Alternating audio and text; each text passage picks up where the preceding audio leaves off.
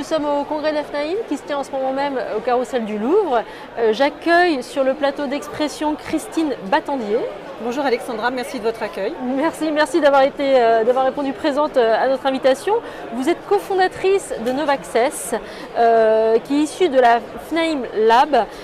Novaccess est à l'origine de la création d'un boîtier qui, je crois, est éponyme du nom de l'entreprise, un boîtier qui s'appelle Novaccess. Est-ce que vous pouvez nous expliquer un petit peu concrètement comment ça fonctionne, comment ça marche ce boîtier ?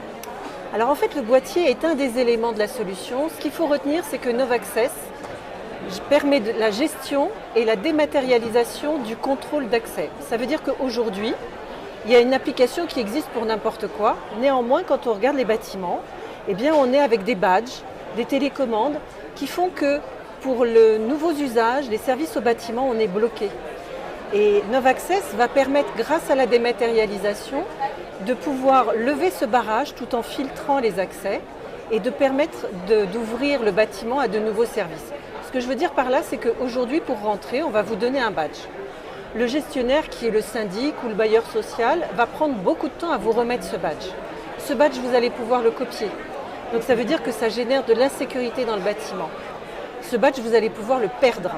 Donc quand il faut récupérer les badges, ça devient très très compliqué.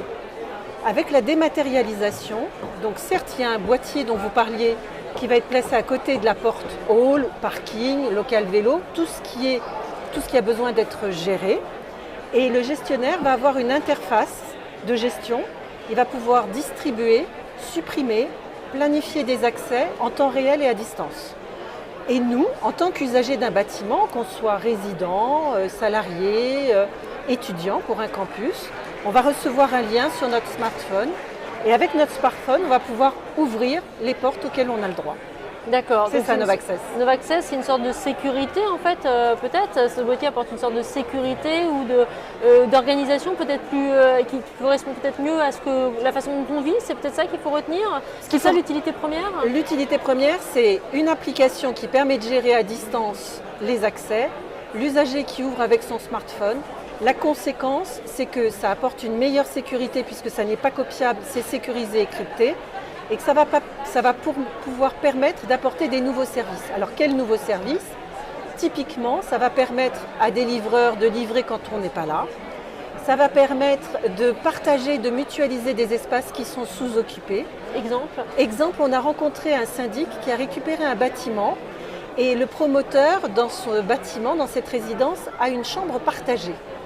On était un peu étonnés, on dit mais c'est quoi cette chambre partagée ? En fait, tous les résidents, tous les copropriétaires, quand ils ont besoin, peuvent utiliser cette chambre.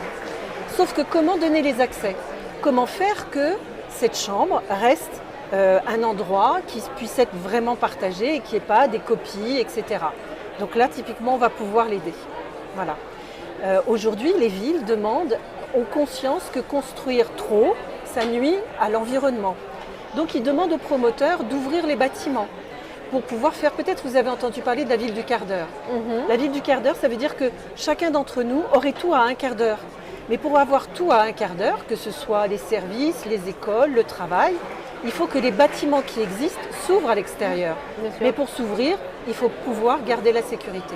Et nous, on va pouvoir permettre la mutualisation d'espace en maintenant la sécurité, puisque les gens qui ont accès à un endroit sont identifiés, il y a le nom, prénom et le téléphone. Alors aujourd'hui, vous êtes présent sur le congrès de la FNAIM, vous présentez, en tout cas vous parlez de ce boîtier, ce côté pratique. Qu'est-ce que vous attendez d'un rendez-vous comme le congrès de la FNAIM ? Qu'est-ce que ça vous apporte, vous, chez Novaccess ? Alors ça nous apporte deux choses principales. D'abord de la visibilité, d'être aussi avec d'autres startups, puisqu'on est cautionné quand même par la FNAIM, qui a retenu notre solution comme étant intéressant pour les professionnels, et de rencontrer les professionnels. Alors nous, dans notre univers, ce qui nous a intéressé d'être au congrès de la FNAIM cette année, c'est de rencontrer les syndics. Et la première année, en 2019, nous avions rencontré des bailleurs et des promoteurs. Cette année, on a eu quelques bailleurs, pas de promoteurs, mais des syndics, qui sont professionnels de l'immobilier. Et alors, quels sont vos objectifs, vos ambitions pour 2022 ? Qu'est-ce que vous attendez pour cette nouvelle année ?